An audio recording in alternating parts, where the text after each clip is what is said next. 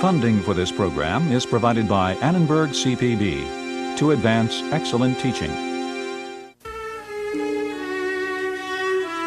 Ancient Assyria, Babylon, Persia, out of their bloody wars our civilization grew.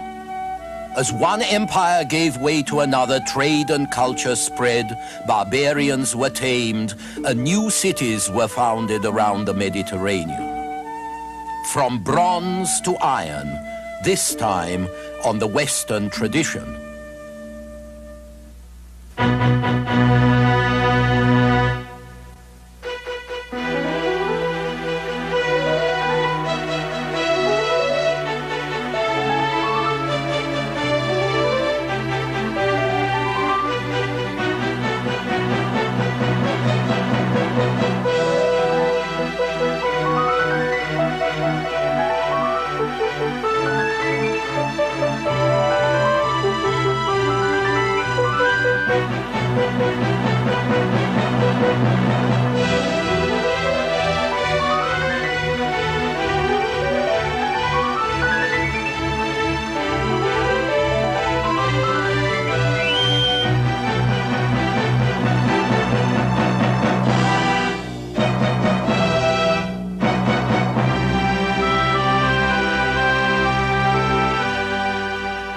And now UCLA professor Eugen Weber's continuing journey through the history of Western civilization. Last time, you may recall, I ended on a subject dear to the heart of many of us, money. There was growing prosperity in Mesopotamia among the merchants and also among the temples which filled their treasuries and put the money out to rent. In other words, they acted rather like banks.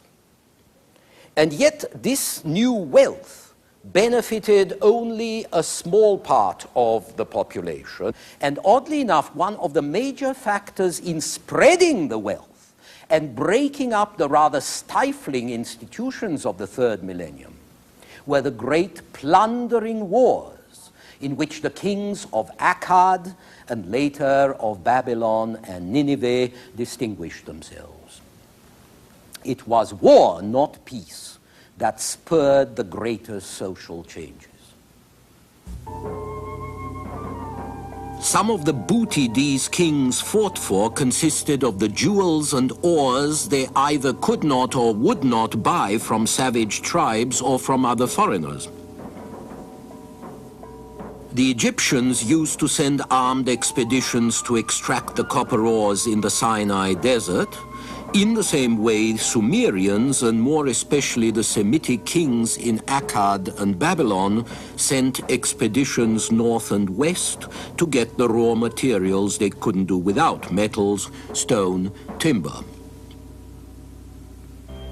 The plundering wars of kings like Sargon of Assyria around 1850 BC also shed tremendous quantities of blood. And if you read the annals of the kings of Assyria in northern Mesopotamia, you find them awash with pride and blood and gore. Cities are taken and plundered and burnt, captives are flayed or impaled alive, and heads, hands and feet are cut off in what sounds like industrial quantities. But between the rapes and murders and humiliations, there are also long lists of plunder: silver and gold and metals and crops and cattle and slaves. There is one revealing passage from the Assyrian king Assurbanipal of the 7th century BC who boasts, "The people, the asses, camels, sheep, I carried away as spoils to Assyria." When Assurbanipal distributed the camels and sheep to his people, there were so many that they came down in price until they were a drag on the market. As the king tells us, tavern keepers got camels, slaves received camels, brewers for a drink of beer, and gardeners for a basket of fresh dates. And so the forcible distribution of conquered wealth that had been hoarded in treasuries spread purchasing power throughout Mesopotamia. And this stimulated demand and it stimulated production, while at the same time war captives swelled the supply of slaves and of available skills. The merchants who then contracted to dispose of the loot and the tribute, these merchants could make profits, and the staff of the merchants would benefit too.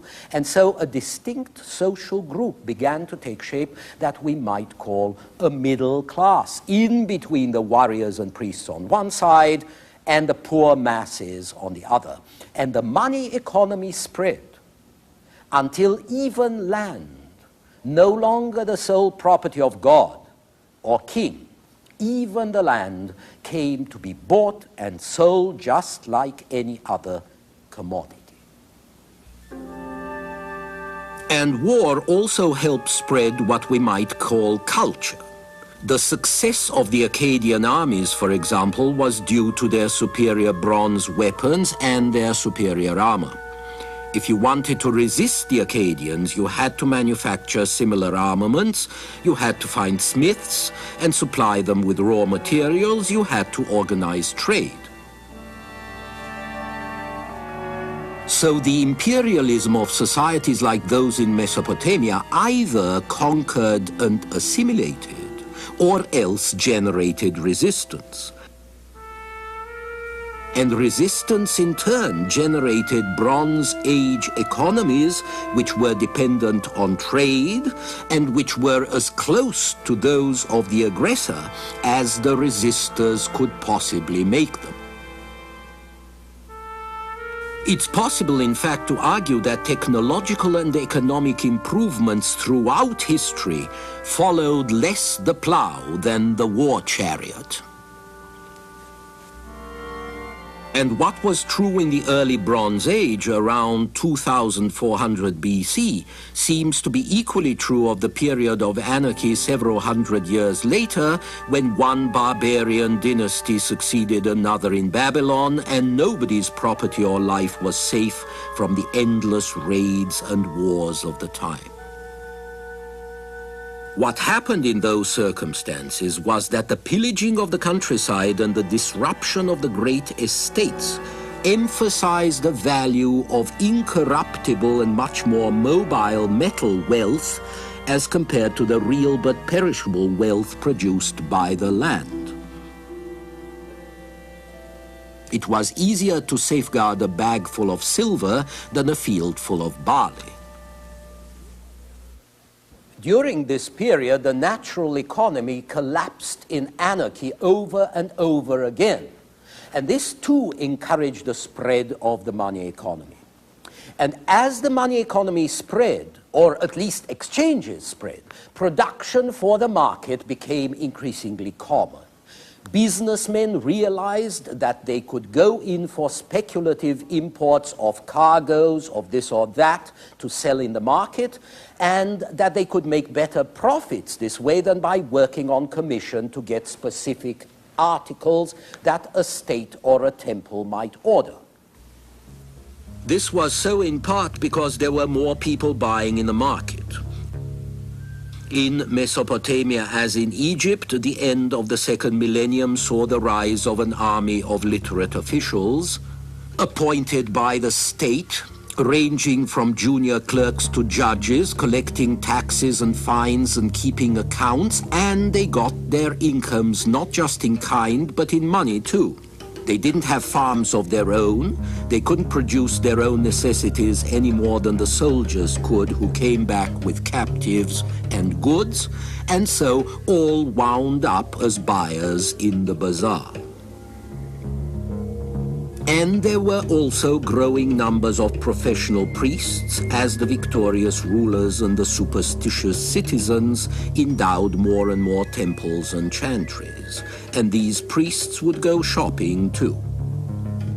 So now craftsmen and peasants find a growing market for their products, like these jars, and they begin at last to get a larger share in the technical benefits of civilization beside an arrow in the back.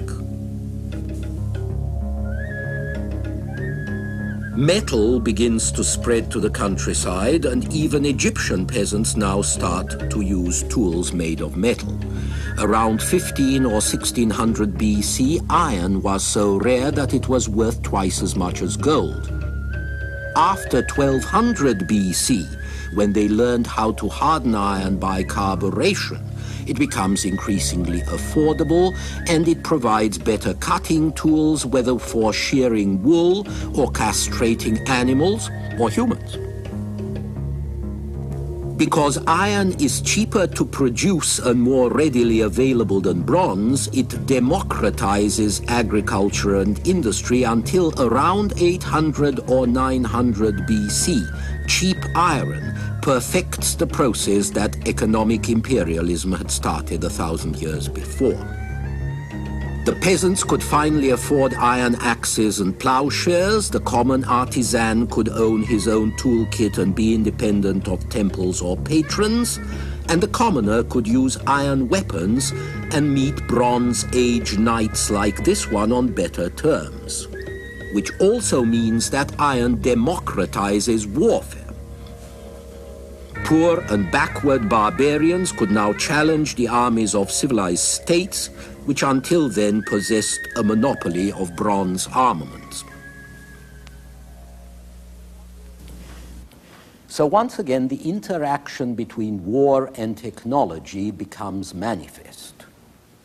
The Bronze Age collapses around the end of the second millennium, and we see the rise of great military empires which are able to fulfill the aims of earlier Mesopotamian powers by gathering in all the lands and the products that their poor native economies might need. And next, we get several centuries of blood and gore and chaos about which we can speak calmly because we weren't there.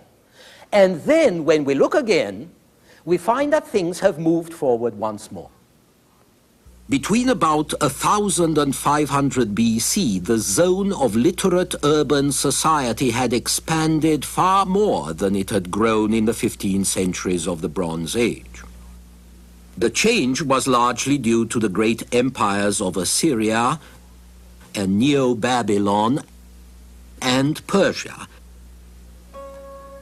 Each of these empires unified tremendous territories under their rule, and even though they did this at frightful cost in human lives and wealth, the political unification they imposed promoted intercourse on an unprecedented scale over a wider area than ever before. As armies and slaves and skilled workers and traders moved all over these vast areas, they developed a lingua franca, a common speech, so they could make themselves understood wherever they went. It was a Syrian language from the region around Damascus, and it was called Aramaic. Aramaic had its own script with 22 letters, all consonants, as in most Semitic languages. It was then absorbed by the Chaldeans who ruled in Babylon, and later adopted as the official language of the Persian Empire around the 6th century BC. In the process, it replaced Hebrew as the language of some of the Old Testament texts, and it's probably what Jesus and his apostles spoke centuries later. The Assyrians, and still more the Persians, also built post roads to collect tribute more effectively, and these roads were used by soldiers and officials and couriers and merchants. By the 5th century BC, even people of modest means like Herodotus, the first professional travel writer, could afford to tour the backlands of Asia.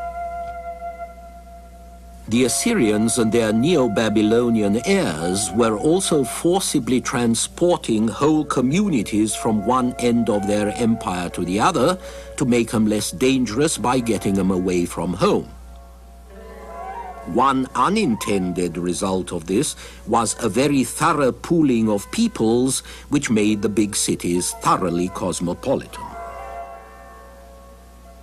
The Assyrians brought disaster to, among other peoples, the Hebrews, who may have come from Ur in Mesopotamia, but who eventually settled to the west in Canaan by way of Egypt. The Hebrews established two kingdoms in Canaan. One was called Judah, with its capital at Jerusalem, and the other called Israel to the north.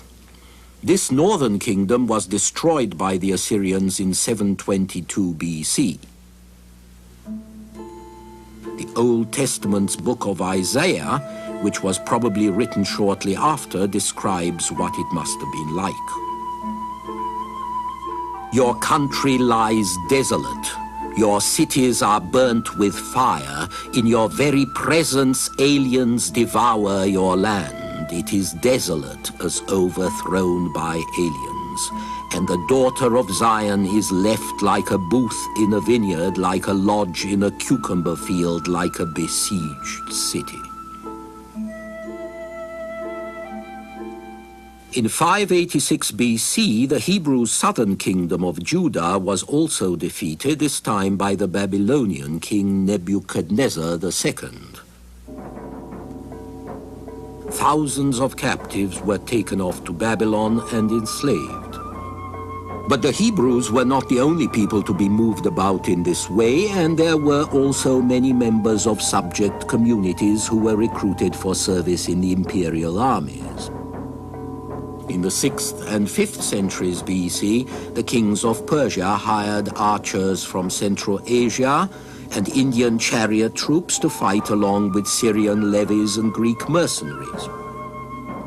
And these people carried the germs of one culture to another, just as the caravans and the ships that moved about in increasing number through the vast, relatively pacified, relatively secure empires. The largest of these empires was established in the 6th century BC when Cyrus the Great of Persia made an alliance with Babylon and then led a rebellion against the Medes, who were the overlords of Persia. Through subsequent conquests, the Persian Empire spread from India to the Aegean Sea. The Persians were warrior horsemen ruling over a terribly disparate empire. As conquerors, the Persians and Medes were the privileged dominant race. Their king was not a god, rather the delegate of a god, the way local people were used to having, and the way the god designated him was characteristic.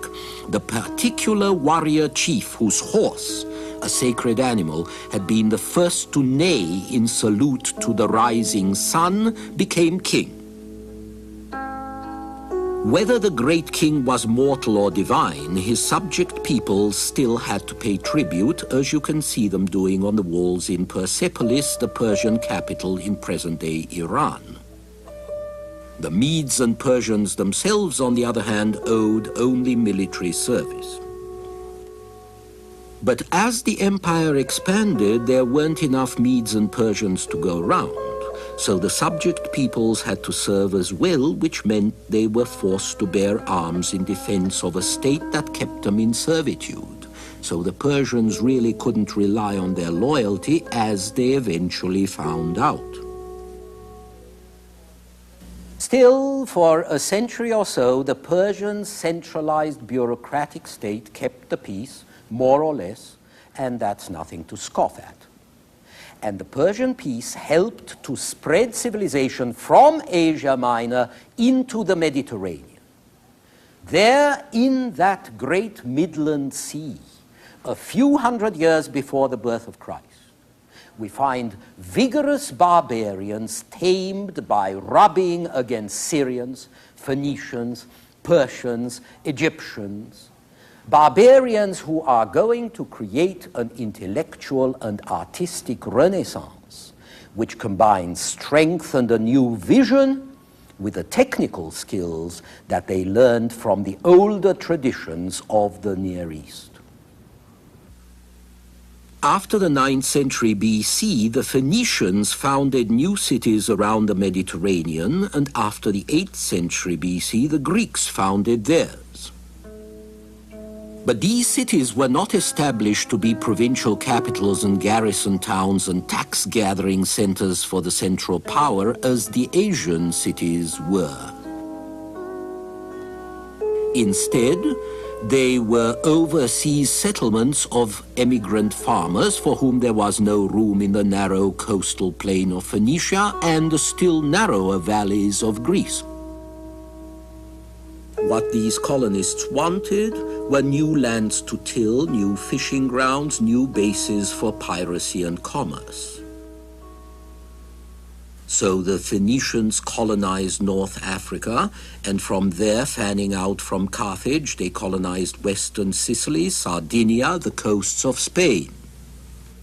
While the Greeks spread round the Black Sea and westward to eastern Sicily, southern Italy, and on to Marseille.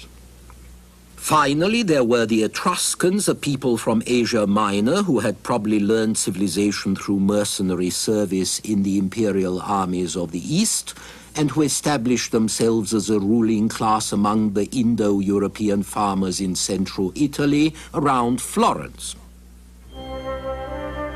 The Etruscans imposed their kind of civilization on the barbarian natives, and they founded small cities as centers of an urban economy. But some of the people they conquered with great brutality were able to expel their alien masters and turn the weapons of civilization against their oppressors. And among these people, the most notable would be an obscure tribe or federation in south-central Italy called the Romans. At any rate, one thing the Greek and Phoenician colonists brought with them was a simplified form of writing using 22 signs to denote the consonants, which had been developed in some Canaanite or Phoenician city and which would become the parent of our modern script. With the alphabet to simplify things, reading and writing became as simple as they are today. Literacy ceased to be the mysterious privilege of a highly specialized class of priests and scribes. Administrators, engineers, medical men, merchants, even some soldiers were learning to read and write. By the 7th century BC, common mercenary soldiers, both Greek and Phoenician, were educated enough to scribble graffiti on their helmets. The Greeks then took this Phoenician script, converted some of the signs for peculiarly Semitic consonants, and invented a few more signs to express in Greek the vowel sounds that the Semites had ignored, but that you need in Indo-European languages. And it was apparently from Greek colonists in Italy that the Etruscans, and hence the Romans, learned how to read and write. Of course, those who did read were not very numerous, but their appearance meant that a new distinction would join and reinforce the old distinctions between rich and poor, high and low. Literacy created a barrier which has persisted ever since between the educated and the uneducated sections of society. But literacy also provided a means of communication that could last through time, a means of communication which not only stabilized culture, but also allowed it to accumulate and grow by compound interest, because knowledge was no longer condemned to die with those who held it, or at best to be passed on, garbled by word of mouth. It could be recorded, preserved, assimilated by following generations, referred to, added to, summoned up at will, a treasury of memory and inspiration, or quite simply information. So here you have the beginnings of our world in the Middle East and in the Mediterranean.